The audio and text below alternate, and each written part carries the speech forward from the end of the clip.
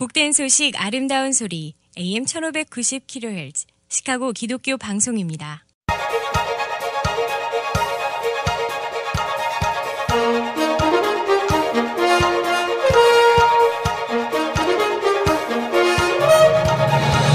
김정일 해설위원의 시사 해설. 세상을 넓게 봅니다. 삶의 지평이 넓어집니다.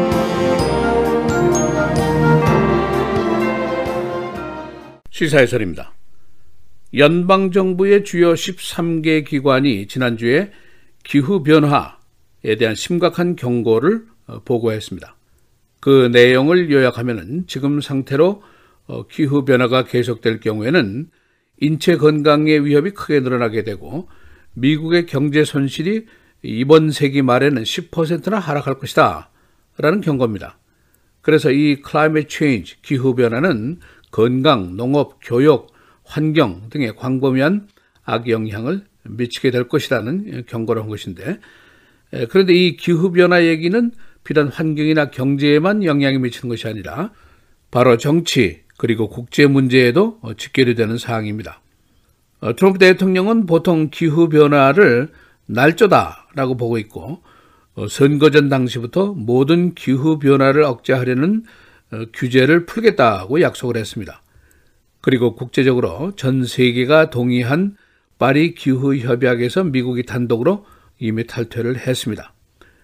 이제 기후변화에 대해서 두 가지 의견이 대별해서 있는데, 첫째는 기후변화가 인재다, 즉 인간이 만들어내는 산업피해인데 에너지 때문에 일어나는 탄산가스 배출이 늘어나기 때문에 이것이 이제 그린하우스를 만들게 되고, 그러면 기온이 상승하고 이것이 경제와 건강에 해를 가져온다. 고로 돈이 좀 든다고 하더라도 규제를 하고 절제를 해야 된다. 이것이 이제 민주당과 오바마 대통령의 의견입니다. 그러나 여기에 반대해서 또 다른 의견은 기후변화라는 것은 지구의 주기적인 변화일 뿐이다.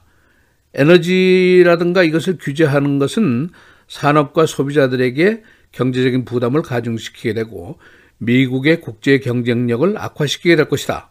고로 규제는 해서는 안 된다. 이것이 공화당과 트럼프 대통령의 의견입니다. 오늘은 연방정부가 발표한 기후변화 보고서의 내용은 어떤 것인지, 여기에 대한 영향은 어떤 것인지, 또 정치권의 의견은 어떤 것인지 알아보도록 하겠습니다. 연방정부의 13개 주요 기관들이 Climate Report라는 것을 내놓았는데, 이것은 법적으로 의무사항입니다. 의회가 매 4년마다 정부가 이 보고서를 제출하도록 법으로 규정을 해놨기 때문입니다.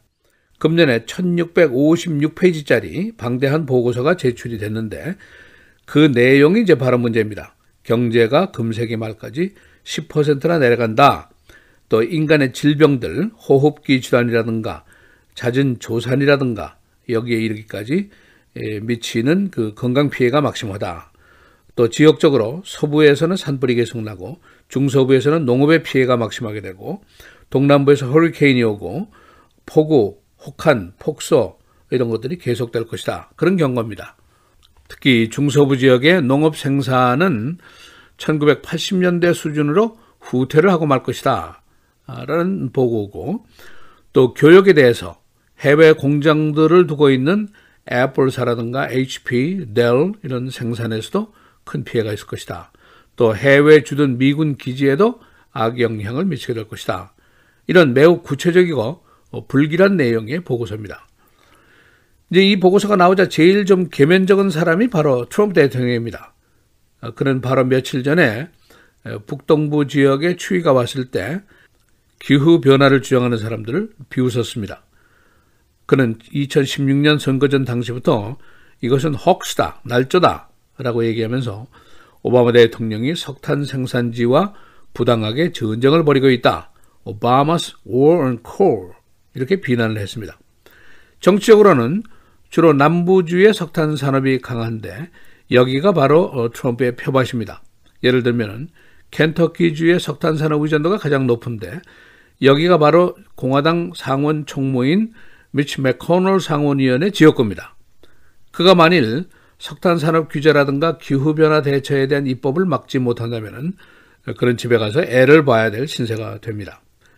대부분 남부주에서는 석탄산업 보호를 주장한 사람들이 상원 하원위원회 당선이 됐습니다. 그래서 남부주 의원들로 가득 찬 공화당 쪽의 의석은 석탄 생산과 직접적인 관련이 있다고 볼 수밖에 없습니다. 이론상으로 지구의 탄산가스 증가로 인한 그린하우스 현상을 제어하려면은 석탄을 쓰지 말아야 되고 정유를 더 해야 되고 자동차 배기가스도 더 규제를 해야 되고 그렇게 되면은 공장이라든가 기업의 공장가라든가 경제적인 부담이 올라가게 됩니다. 또 역시 소비자의 부담도 올라가게 됩니다. 그렇게 되면 결국 경제 성장에 지장이 초래되고 미국 상품의 국제 경쟁력이 떨어질 것이다. 그리고 이 남부주의 석탄 산업은 이들에게는 생명줄과 같은 존재다. 그런 생각입니다. 이제 두 가지 반응이 있는데 민주당과 오바마 쪽에서는 경제 손실이 당장 눈앞에 있을지라도 결국 규제를 해야 된다. 그래야만이 더 큰 재난을 피할 수 있다 하는 이론입니다. 자칫하면은 허리케인, 혹한, 혹서, 폭우, 폭설 이것이 계속돼서 우리가 더 큰 경제 피해를 당할 가능성이 있다. 바로 이번 보고서가 지적한 것이 이것을 뒷받침하고 있습니다. 그러나 트럼프 대통령과 공화당의 입장은 기업과 산업에 부담을 주지 말아야 된다. 이것은 인재가 아니고 환경재해도 아니고 지구의 주기적인 변화일 뿐이다. 이제 기후변화 경고를 믿지 않는 것입니다. 예를 들면 지구상의 이 대기권은 전 세계가 공유하는 것인데 미국만 규제를 해봤자 중국이라든가 남미에서 만드는 그 탄산가스를 어떻게 할 것이냐. 미국 내에 대기를 오염하지 말라는 법도 없지 않느냐. 마치 한국의 미세먼지 같은 그런 이론입니다. 그래서 오바마 대통령이 주도해서 만들어 놓은 파리 협약을 미국이 단독으로 탈퇴를 하고 말았습니다. 국제사회에서는 아주 이상하게 보는 상황인데 미국이 국제적으로 제일 많은 양의 탄산가스를 생산하는 나라입니다. 그러니까 미국이 빠지면 별로 의미가 없는 조약이 되는데 그러나 아직까지 유럽이라든가 중국, 러시아 등은 모두 이 파리 협약에 그냥 잔류를 하고 있습니다. 이번 보고서의 내용을 보면은 미국 전역이 모두 영향을 받게 되고 각 분야의 영향이 큽니다. 경제, 건강, 환경의 문제가 다 있는데 서부에서는 가뭄이 오고 산불이 계속되고 동남부에서는 허리케인이 잦고 또 동부 지역의 폭설과 폭우도 계속될 것이고 중서부 지역의 농업 피해가 계속 심화될 것이다 하는 예상입니다. 그리고 해외 생산에 크게 의존하고 있는 이 첨단 기업들도 피해를 보게 되는데 예를 들면은 2011년도 타일랜드의 그 홍수 때문에 애플이라든가 HD의 부속품 시장이 큰 피해를 받고 결국 교역의 차질을 빚게 되더라. 그리고 전 세계에 있는 미국의 서플라이 체인, 보급선에도 악영향을 미치게 된다. 또 해외 주둔 미군 기지에도 손실이 예상된다. 그런 보고입니다. 특히 우리가 살고 있는 이 미드웨스트는 2012년 이후부터 가뭄이 계속되고 있는데 고르지 못한 일기로 농업 작물들이 피해를 보게 되는데 결국 생산량이 1980년대 수준으로 떨어지게 될 것이다 하는 경고도 있습니다. 일리노이주는 여러분 아시는 대로 콩과 옥수수 전국 3위의 산지입니다. 그리고 가축농업이 주요 산업인데 일리노이주의 기온이 1.2도가 상승하고 강우량이 10에서 15% 더 내리게 된다면은 일리노이주에 있는 농경지들의 수리 시설이 이 변화를 감당하지를 못하게 됩니다. 일리노이주의 농업 수출액이 1년에 82억 달러 정도 되는데 여기에 이제 지장이 생기면은 일리노이 주 정부의 금고에 차질이 생기게 되고 그렇게 되면은 바로 내가 내는 세금이 달라질 수도 있습니다. 시사해설 김재일입니다.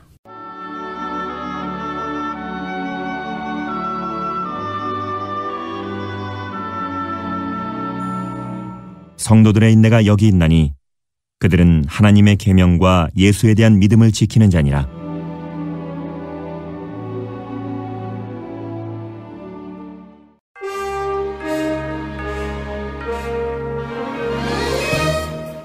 (11월 29일) 목요일 헤드라인 오늘의 주요 뉴스입니다.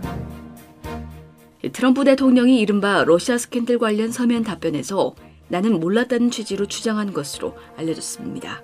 언론은 어제 익명 소식통을 인용해 트럼프 대통령의 서면 답변에 이 같은 내용이 담겼다고 보도했습니다. 특검이 조사 중인 러시아 스캔들의 두 가지 핵심 내용은 러시아 인사들이 2016년 6월 트럼프 대통령 측근들과 가진 이른바 트럼프 타워 회동과 러시아 정보기관이 힐러리 클린턴 캠프 등을 해킹해 위키리크스에 정보를 넘겼다는 의혹입니다. 트럼프 대통령이 대선 당시 자신의 선거대책본부장이었던 폴 매너폴트에 대한 사면 가능성을 시사했습니다. 폴 매너폴트는 러시아 스캔들을 수사하고 있는 로버트 뮬러 특검이 세금 금융 사기와 국외계좌 미신고 등의 혐의로 기소한 인물입니다.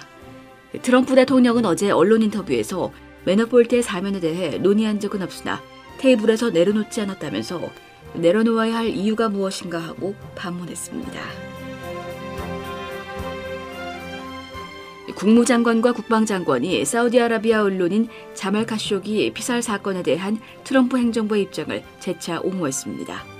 마이크 폼페이오 국무장관과 제임스 매티스 국방장관은 어제 의회를 방문해 상원에서 예멘 내전과 카쇼기 사건 등에 대해 비공개 브리핑을 진행했습니다. 폼페이오 장관은 브리핑 뒤 기자회견에서 무함마드 빈 살만 사우디 왕세자와 카쇼기 살해를 연관짓는 직접적인 증거는 없다며 미국과 사우디아라비아 관계의 전략적 중요성을 강조했습니다.